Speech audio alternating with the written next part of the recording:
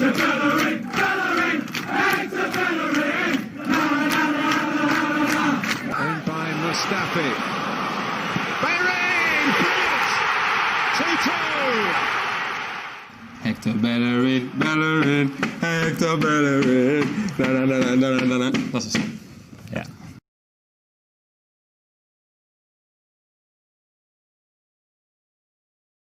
All right, everybody. Thanks for holding and welcome to the latest edition of Say by the Bellerin, the Arsenal football video cast here on the Sports Talk Line Network. I am Raphael, joining you from the United States and starting from the bottom and clockwise. We have Dean joining us from the UK. Welcome, Dean. Hello, mate. Glad to be here as always. Hope you're well. Yes, I am. It's hot, but it's. We have exciting football to talk about. To his left, Ryan. Welcome back, Ryan. Good to have you here. Hello, mate. Glad to be back again. And to my left, we have Sam and his gut, who will give us some predictions later in the show. Welcome back, Sam.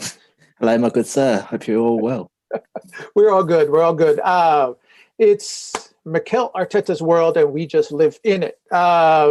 We are just 3 days away from the last big, I guess, bombshell, we would say, of Arsenal news, and that is that Chairman Raul Sanllehi is no longer employed by the club. He left. He and the club parted apparently by mutual consent.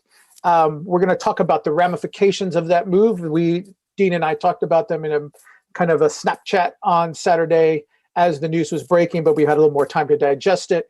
The gist of it seems to be that this has elevated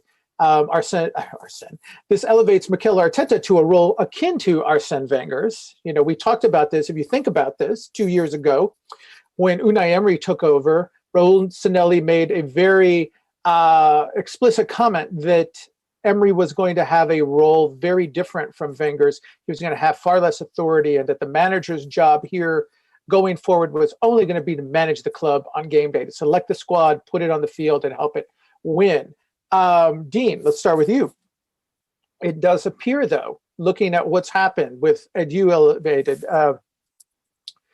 Arteta's kind of moved back into a position a lot closer to Arsene Wenger's, which is why I misspoke a little earlier. He's going to have more control, maybe not to the degree that Arsene did, but not far away. No, yeah, as you say, I mean, we kind of spoke on that a tiny bit on the weekend on the Snap Pod, but it does seem as though things are sort of tracking back just in a more organised way to what it was with Wenger. And under the, I don't want to say tutelage, but under the eye of Ivan Gazidis. They're obviously saying now that Vinay has got the role Gazidis would have had, just in a more structured context and a better context.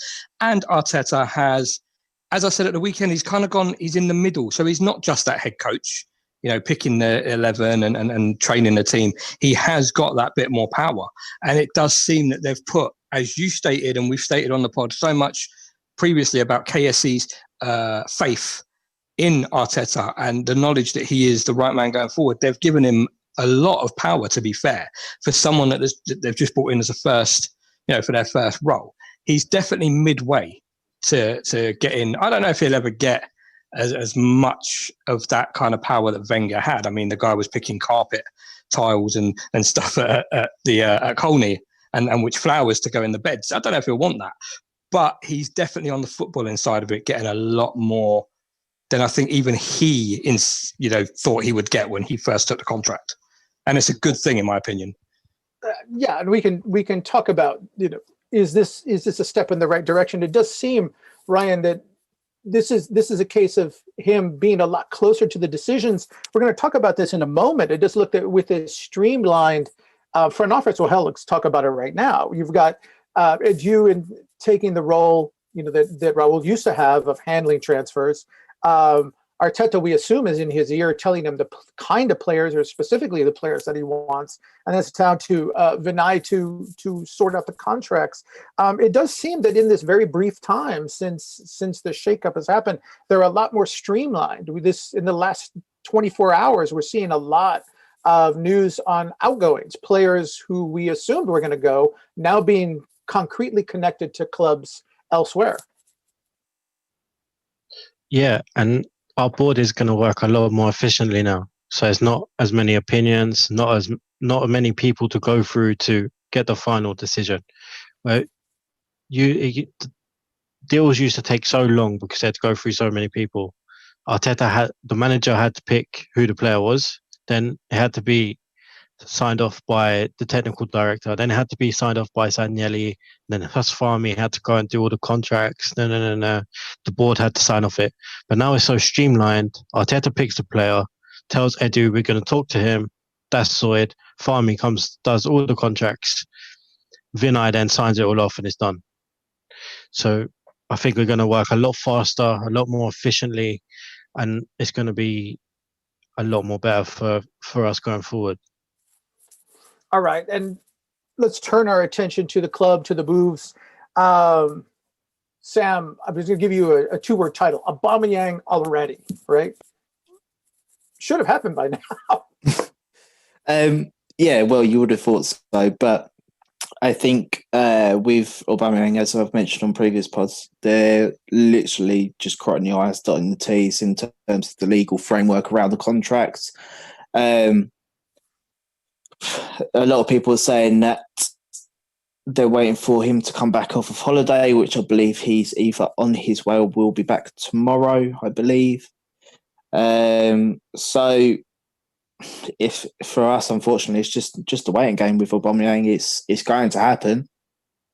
It's just a case of when the club announces it, pretty much. So I'd hazard a guess, maybe the weekend, Friday. Okay.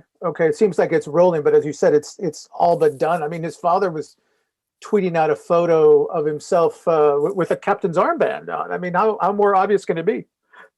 Yeah, exactly. I'm not being funny. You just have to look at Willie Aubameyang's Instagram lives. The whole family are in Arsenal shirts, new Arsenal shirts, old Arsenal shirts. The man himself's been in an Arsenal kit pretty much 24/7 since on his holidays. So is that a guy that's going to up and leave? No, in my opinion. He's done. It's just a case of just waiting for the announcement. Okay. All right. Yes. And we all very excited. A little tired, though, I think. They've strung this along about as long as they can. Let's move to another one. Dean, the next domino, apparently, Gabriel. And again, we've been back and forth, up and down. Is he going to Napoli? Is this going to be Napoli first, Arsenal second? We've kicked that scenario around. It looks like that could be it. But, I mean, even just minutes before we came on, now, a lot of churn. Apparently, Everton is back in. He might make his decision. Same question. Gabriel already. When and where? Okay. I'm going to try and be as cautious and as diplomatic with this as I can be. I mean, I think we're all on the same page with what we believe is the case with Gabriel. But if we take the logic that everything being reported most recently is the case, Everton have allegedly come back in with an acceptable offer. Apparently, they were right out the window. Man United aren't being mentioned, Napoli and us. By all accounts and for all intents and purposes, he chose us a while back. This was reported in Le Voix du Nord, and nothing has been said by them since. Their story hasn't changed that I can see. However, all the Italian media are throwing things out. If I'm going to put my eggs in the basket, I would suggest this is possibly done to the extent that he's already made his decision. You've got to watch the quarantine situation. But the last thing I've seen on his Instagram, we discussed this yesterday, was something he did today, wishing happy birthday to Renato Sanchez. And the photo he put up may have not have even been recent. So if we take that into account, the most recent pictures he's put up and stories really from most recent has been from last Tuesday. So, I mean, Lord knows where he is right now, if he's even training with, and they've got a game this weekend. So I just feel there's a lot of bluster going on, a lot of void filling going on between Italian and British press. But obviously they can only go on by what they're being told. So if they're being told something by Lille, if they're being fed something by Napoli, even by us, they don't know. But from my perspective and just reading between the lines, I feel this is very much like the Pepe situation last year. And I do feel we'll be hearing very soon that he will be announcing Arsenal as his death, or Arsenal will be announcing that they've come to an agreement and signed him. All right. Yes, and the British press just seemed to be a lot more free with this morning, anyway, with announcing that he's agreed with the club. It seemed kind of one piggybacked on the other. So, maybe they know a little bit more than we do, although as we've seen many, many times, they are lagging indicators as transfers go. Ryan, it's time for the obligatory Thomas Partey update speculation. The chairman of Atletico Madrid today had some very interesting comments to say about their financial restraints, how they're able to deal. I believe the key word is this is the most difficult window that club was going to face or maybe ever had faced. What does that do? What does that tell us? What does that add to our months-long speculation about the Thomas Partey situation? It puts us in a very strong position, because now we know they're scrambling around for money, and if they want to improve their team, they're going to have to sell their players or swap their players for someone they want. So if we have a player they want, we can just say to them, look, we'll swap you such and such for Thomas Partey and we'll give you a little bit of cash. I think that works out best for everyone. And I don't think he should have said anything, because now Arsenal are going to be like, oh yeah, we've got the what's it called now? We've got the higher ground. So he's played into our hands basically with that.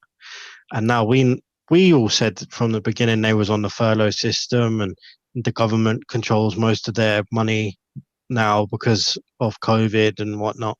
We've said this for a while, and now it's good to see that people are actually catching up, that maybe we do have a chance of getting him cheaper than the release clause. And I see people saying, oh, Arsenal won't pay it. That's right, Arsenal won't pay it. Thomas Partey will. And that's how we're going to get around that. Right. Okay. Let's stay in the midfield. Let's move forward a little bit. Let's bring back a name, Sam, that's kind of fallen off the radar, who's kind of back on. But let's also talk about, a guy that we thought last week when we came on and Bayern was battering Barcelona, that we were just all kind of, our mouths were watering about the thought of seeing Coutinho come to London. But a lot has changed since then. Obviously, he put the dagger in that team to the degree that, in the immediate aftermath, they were saying he's a nightmare. He's come back. He's haunted us. This is in the Spanish press. But now possible stories that, there may be a Dani Ceballos situation where the new manager may look at him and his value and what he did against him and for Bayern and say, maybe I want to keep him here. Yeah. If that is the case, all we can really do is say fair enough. But ultimately, as I said on the last pod, he needs a manager that's going to abide in him, love him, and have absolute trust and faith in him. Just going by Ronald Koeman's previous managerial stints, he's not that type of manager. So would he get the absolute best out of Coutinho? I'd be a bit on the fence in regards to that. But at the end of the day, all we can do is really explore the option regarding Coutinho now. If the player ultimately does want to come to us, that puts us in the box seat for him. But it's quite interesting that Barcelona didn't list him as one of the untransferables. So it's just a case of where we need to apply a bit of pressure. And if we can do that, then great. If not, we move on to the next target. And that could possibly be Aouar. Who knows? All right, let's keep it here, because I get you two, you and Ryan have had a back and forth in our chat for weeks about these two gentlemen. Looking at Coutinho, it's a possibility. Looking at Houssam Aouar, and there are a lot of people in the chat who are also agreeing with you on Aouar as being a desirable target. We know that Arsenal see him as a desirable target. That the French press reported a few days ago that Arsenal had a preliminary offer for him. that involved Guendouzi and cash kicked back. But I'm going to keep it here, given your choice. You two guys have been of two mindsets. Ryan, I'm going to come back to you first because we're going to bring Aouar in, and I'll go back to Sam. Kind of the point counterpoint. I asked if you could have one, which one would you prefer? Aouar is clearly your choice. Why? I just think he's going to be one of the best midfielders in the world, and he's got such a bright future ahead of him. He's good on the ball. He's good off the ball. He tracks back. He works hard. And he creates chances. He scores goals. He can play in a multitude of positions. He can play left mid, right mid, central midfielder. He can even play as a number 6, a number 10. He's just got everything. And we saw that against City. He basically destroyed their midfield, not on his own, but he had a long way to go of doing it himself. And I think he got the assist for their match-winning goal. Mm-hmm. So he's the player I would have over Coutinho. Oh, he is 22 years old, something else to consider. Now, that might be a negative. I mean, Sam, you said if you had to pick one, you're sticking with Coutinho. What's your reasoning on that? Yeah. Obviously, we all know what Coutinho can do in the league, with that being at Liverpool in a correct system. With him being at Barcelona, we all know that didn't work out. At Bayern, it's worked out to a certain extent. We know that he can control a game if he's in the middle of the midfield, albeit if he's playing as a number 8, as a number 10. He still has the effect if he can play on the left wing, because he will tend to drift in. So again, like Aouar, he will have that tactical fluidity that Arteta likes. Now, if we're looking purely as a number 10, Coutinho for me is the most obvious option, because with Aouar, I see him more as being a number 8, being a bit deeper. Now, that's not to say you can't have both in the same team, but for me, for what we need right now, I think that's more of an 8/10, which Coutinho for me feels that hole better than what Aouar would. But ultimately, as I said, they can both play in the same team. So my personal preference would be Coutinho at this point in time. All right. And we're going to find out. I mean, the club does seem to still be working for both of those players. So we'll see if it's which one first or the other, or both, or one is a fallback for priority one. It's hard to say, but we mentioned this earlier in the podcast. What's clear in the last 48 hours certainly is that outgoings, a lot of chatter about Arsenal outgoings have cooked up, and of course they need to move players out if they want to spend really big. And as we've said many times, they have a lot of assets. It can bring them a lot of money. Dean, let's bring you back. Let's talk about. Let's start at the top with the most valuable name that's being mentioned right now is Alexander Lacazette. It looks like Arsenal's found a market for him in Italy. Yeah, we've spoken about this a couple of times, but it seems that Juventus really like him and really want him. There was talk this morning, slightly conflicting reports, but there's apparently La Stampa have said that director of football of Juventus is going to be in London. Apparently he's discussing with Roma's new manager, owners over someone in their team, but there was talk that he could be coming to also discuss Lacazette. I feel, given Serie A and Atletico in La Liga, there's two choices you could go with, but I do feel the Atletico one is sort of slightly simmering lately. So I do feel the market there for him at the minute is definitely in Italy.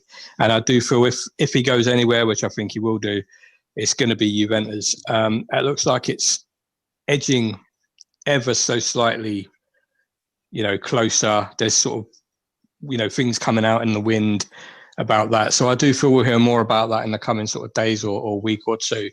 But I do think that's where he'll end up if the Milik situation isn't pushed from their perspective. But I think it's more Milik wants to go Juve than Juve want Milik. I think they prefer Lacazette by all accounts. All right.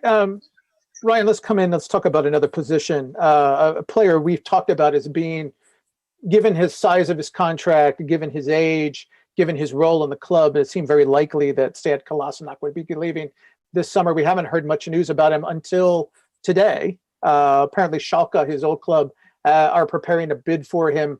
I think it's 20 million euros. Would that be a satisfactory return on the investment for you? He's one guy that I know you've argued about keeping because they need to find a backup for him. Yeah, the reports that came out today, I'm not sure how reliable they are or where they've come from, but I saw a couple of people saying it on Twitter. And 20 million euros for Sead Kolasinac is daylight robbery. We might as well hold a gun to their face and just take the money off them. 20 million for him. And as a profit, it's just all profit, isn't it, really? Because we paid nothing for him.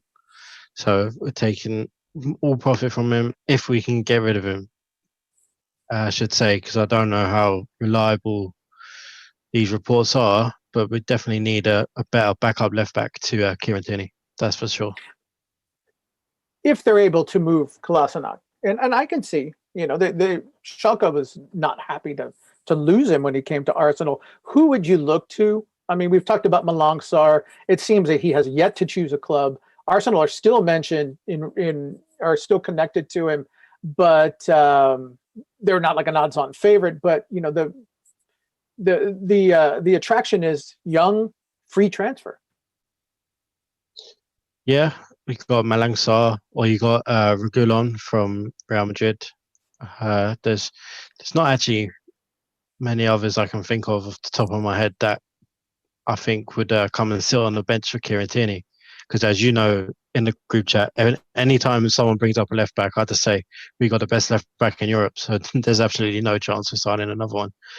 But if we can find one that's young and is willing to, or even an older, experienced player that will come and play backup to Kieran Tierney, then I think that's what we should be looking for, rather than spending 20-25 million on a backup left back.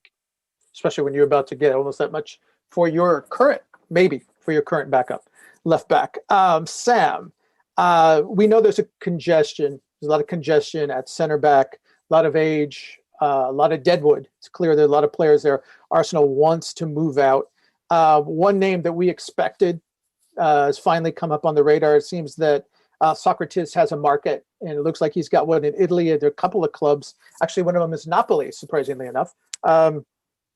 But also yesterday, and perhaps the day before, news that David Luiz could also be going out. Yeah. The Luiz situation's a bit of a weird one for me, because obviously it's been highlighted how much of an off-the-field influence that he has been at the club, in terms of our older players, dressing room, younger players coming through. But ultimately, this isn't a sentimental place. It's a business. We need to get back to being at the top. So if there's a market for him and Rennes are looking to pay for him, then absolutely, I'd take the money. Socrates is another one that's, again, played in Italy before. He's played at Milan and Genoa, I think it was. So with Roma, they're looking for a replacement for Chris Smalling. So if they can't get a deal for Chris Smalling over the line, I think they'll be looking at Socrates 100%, because it's not going to be an expensive transfer for them, both in terms of fee and wages. But also Napoli. Now, we obviously know they all want Gabriel Magalhães. But there was a report coming out today, as you to say they want Socrates as well as. Now, we all know they're having difficulty shifting Koulibaly. So ultimately, where's this money coming from that they're going to miraculously start bidding for all these players? And it was also said in the report, which I don't think is true in the slightest, that Arsenal said to Napoli, well, we'll have Gabriel. you can have Socrates as a little briber. But ultimately, as you say, there are markets for not Gabriel, Socrates, and he's not in the plans of Mikel Arteta. So I would expect to see a lot more news come out regarding him in the very near future. All right, let's stay on this position, Sam. Let's say that both of them go out. Okay. I think we said the plan was for Luis to be one of the right-sided, or he could play either side, as you said, the mentor. But if they sell both of them, we look at some other names. We know that Callum Chambers has probably been sold. He's already been linked with Fulham, his old club, where he had the year-long loan. We know Rob Holding is attracting some attention in the market. He's probably likely to be gone. So if these names are gone, you're suddenly short. You only have William Saliba as your right-footed center back. Is Arsenal going to go out for somebody else, or does that mean Mustafi stays for another season? Well, I suppose it would see Mustafi stay for another season. But then Arsenal's got the decision to make whether or not you offer him another contract to protect his transfer value. If that is the case, then fair enough. I'd be quite happy with that, considering over the last 2 years, stats would suggest that he's probably one of our better centre halves. But that doesn't take into consideration the Mustafi moments, as I like to call them, where he has complete lapses in concentration.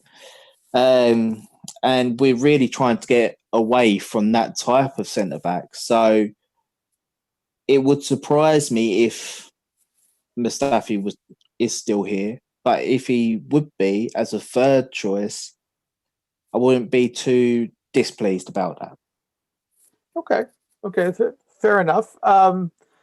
Let's talk about another name who's run hot, who's run cold. It seems Arsenal fans at this point are probably happy, most of them anyway, to see him move out in a big clearing out. Dean, I'm talking about Matteo Guendouzi. Initial reports that he's drawn the attention of big clubs, PSG, Barcelona, although his name has gone quiet. So now I think some people might be a little fearful that his market is dried up. I mean, we do know that there's an apparent offer of a loan with obligation to buy from Villarreal, where his old manager Unai Emery has taken over. You think Arsenal still are in a strong bargaining position with him? I think people are fearful more because, as you say, it does seem to have gone quiet. And, we've heard nothing regarding him lately. And don't know if people have been scared off by maybe Arsenal offering full disclosure as to the reasons, we are looking to shift him. With Villarreal, I think it's a loan with 30 million option. And I think the club are trying to convince them to make it an obligation. And I do feel that may be where he ends up if they can convince, Unai Emery and whatnot to go with obligation rather than an opinion option. Outside of that, obviously, you had the PSG noise. You also had the story that we had offered him to Lyon for Aouar, which they flat out rejected. They said that they didn't really need another midfielder even if they lost him, despite apparently they were looking recently, as Ryan said the other day, to talk to Bakayoko, which was a bit of a strange one. But yeah, I've got a feeling the most sort of noted one right now is the Villarreal deal, which I feel that if they can convince them to make it an obligation of 30 to 35 mil with that loan, then we'll go with that. But outside of that, the bigger clubs just don't seem to be piping up hot anymore for him. All right. Ryan, let's pull a name out of the fog because the Raul Sanllehi dismissal, leaving, whatever the true nature of Arsenal and Raul parting ways was, the name Mesut Ozil is kind of intertwined with all of that, and it raised a lot of intrigue, some rumors, some chatter, nothing substantiated. But did Raul have something with Ozil not playing? it seemed that his manager and the player, Ozil gave that interview last week where he said he was always ready to play. He always wanted to play. He's not really going into detail about it. His manager certainly isn't saying anything about it. What today, August 19th, what's his status? Do you expect him here at the end of the summer and to contribute next year? I think he'll be here still. I don't think we'll see the end of Mesut Ozil this summer. I think he's just going to sit it out. If he plays, he plays. If he doesn't, he doesn't. It is what it is to him now. And as sad as that is, it's a situation he's in and we're in. Nobody wins, but both are stubborn. Obviously, we want to move away from him. He doesn't. He's got a contract that he signed that we agreed to, so he has no obligation just to find another club. So I think if he stays, then at least bring him into the squad, because Mesut Ozil is always good to come off the bench or start some games, and then we'll probably see him leave at the end of his contract. All right. Sam, one more name when we're talking about this pool. And it's a pretty extensive pool, 8-9 players maybe, that could be leaving this summer. And I mean, we've left out people like Mkhitaryan, who apparently still might be on Arsenal's books, and El Neni. But Ainsley Maitland-Niles came up. His name came up right after the FA Cup final. Some talk that Arsenal could offer him. He was one of these younger players who could bring a big return. He and Guendouzi probably being the two, and Hector Bellerin possibly. His name has gone quiet, but if Arsenal is looking at big money buys, Aouar could cost 60 million. Partey's release clause is 45 million pounds. That's 100 million right there. And then if you add other players, it could go up even more. Is Niles another one of these players who's on the fence, and the club will decide, do we want to balance the books and sell him, or you think Arteta has his mind made up one way or another about this kid? For me, Maitland-Niles wouldn't be somebody that I'll be looking to sell, because, say, for example, Kolasinac was to leave, he could theoretically be the backup left back. He may not like it there, but if he wants to potentially play some games, he done it well in the cup final. He's proven over time and time again he's reliable in the full-back positions. But a lot of the talk before was Arteta wanted to keep him, yet the club put him up for transfer. So that may have been a Sanllehi decision to do that. But obviously with Mikel having a greater influence in transfers now, I'd be more inclined to see him off the transfer list, and Mikel saying, no, I want to keep him because he gives me a lot more options, considering both full-backs. He can play right wing, probably left wing, and in the middle. He's a good player to have as a utility player for me. So for me, I wouldn't be looking to let him go, because if you do, you're probably looking at the same type of transfer fee and getting backups in, to be perfectly honest. All right, Dean, I'm going to wind down to you. Looking to wind the pod down, but on Saturday we talked, threw a phrase out that we're probably going to use more. Is a short core.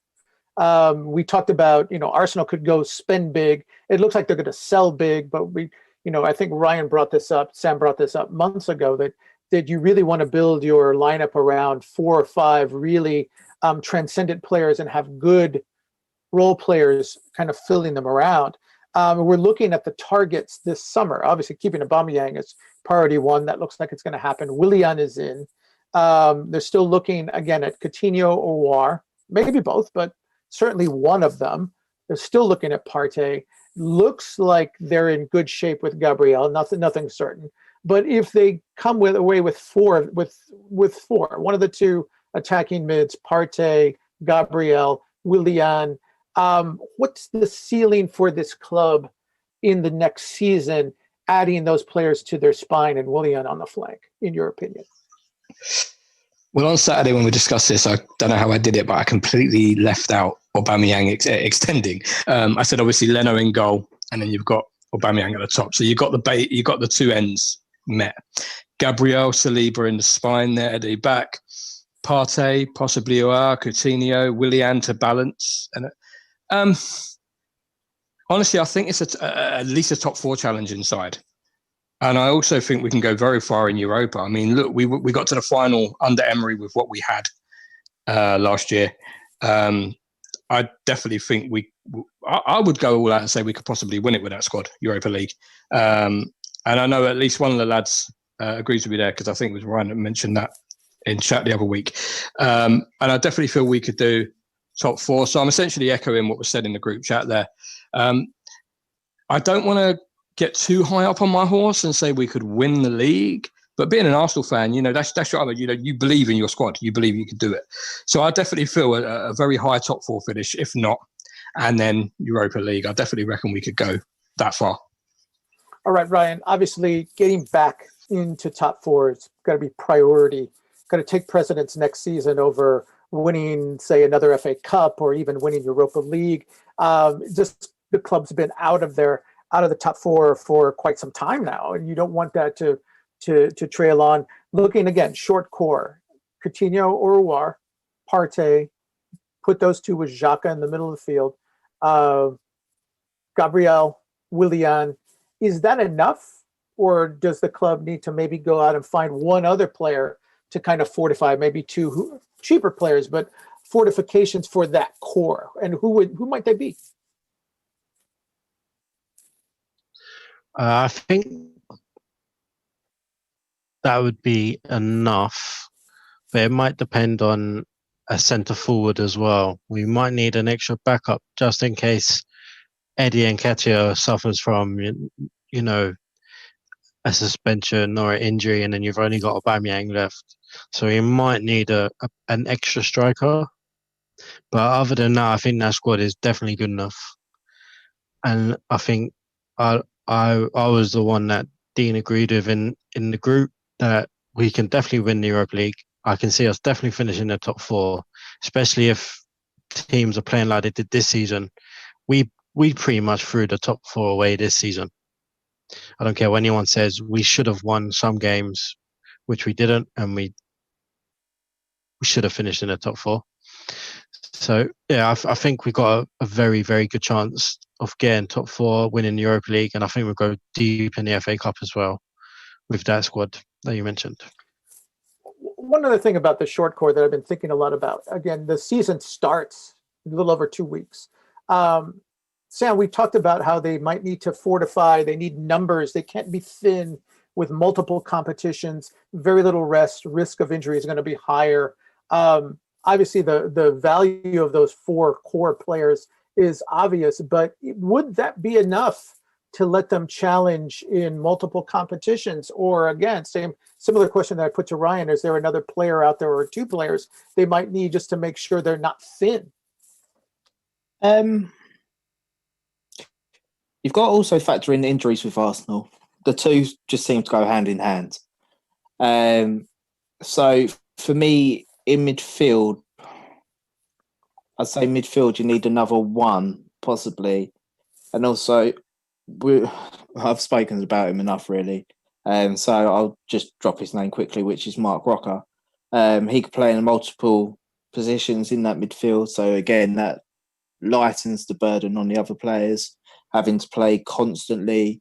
Also, to echo Ryan, I'd probably say another striker, especially if we're going to be letting John Jules going out on loan. I don't think that he's personally ready to be third choice. Same with Bellerin either.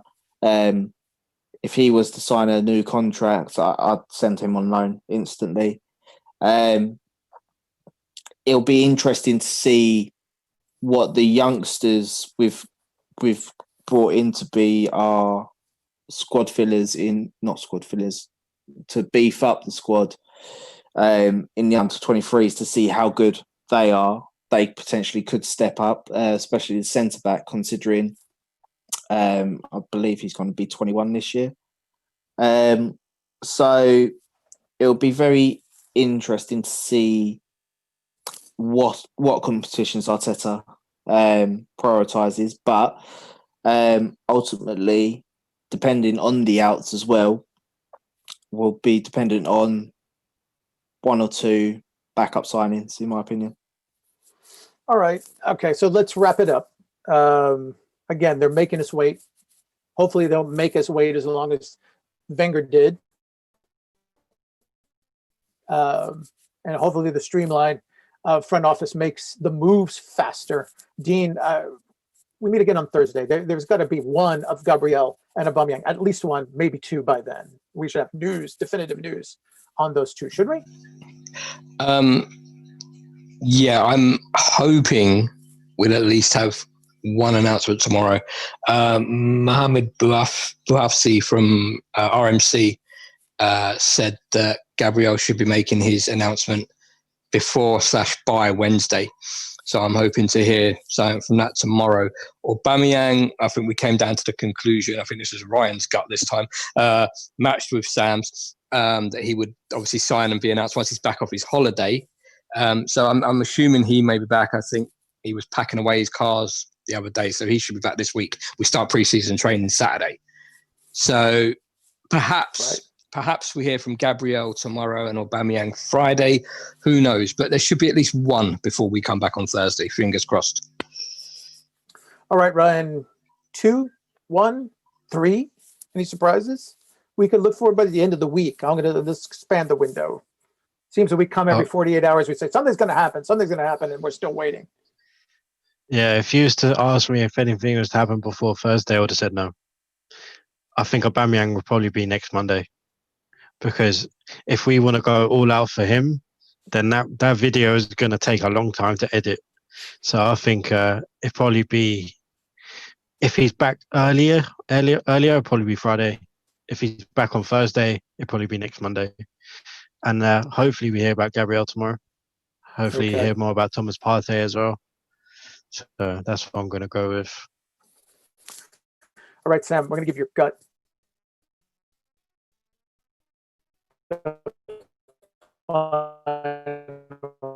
Say this week, threw you out of this. It might even include Dani Ceballos. I heard, right? He's Arsenal still pushing to bring him back. Any other surprises? What can we expect by Thursday or Friday? What can we hope for realistically by Thursday or Friday?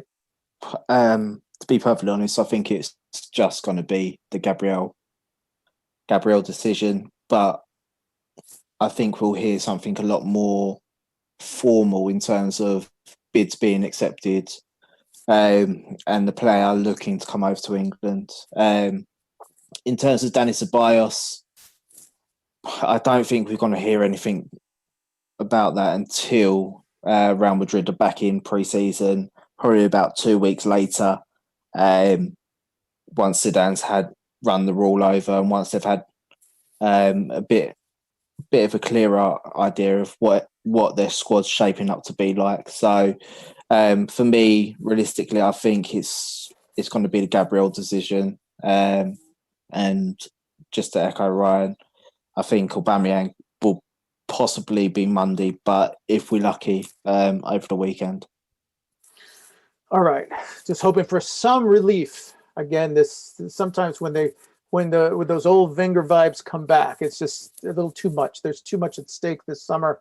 We're all hoping for good news, but again, we want to thank all of you who joined us on this Tuesday evening or Tuesday afternoon, depending on where you are. We're happy to have you along on the journey to the new season. Catch us on Sports Talk Line's website at stlsportstalkline.com. Also, you can see these, if you didn't catch this live, these video casts are put on YouTube at Saved by the Bellerin, if you check for that. All of us are on Twitter at our various sites. I don't want to run through those now, but we also have the Saved by the Bellerin account on Twitter. So again, for Dean, for Ryan, for Sam, I'm Raphael. Good evening to all of you.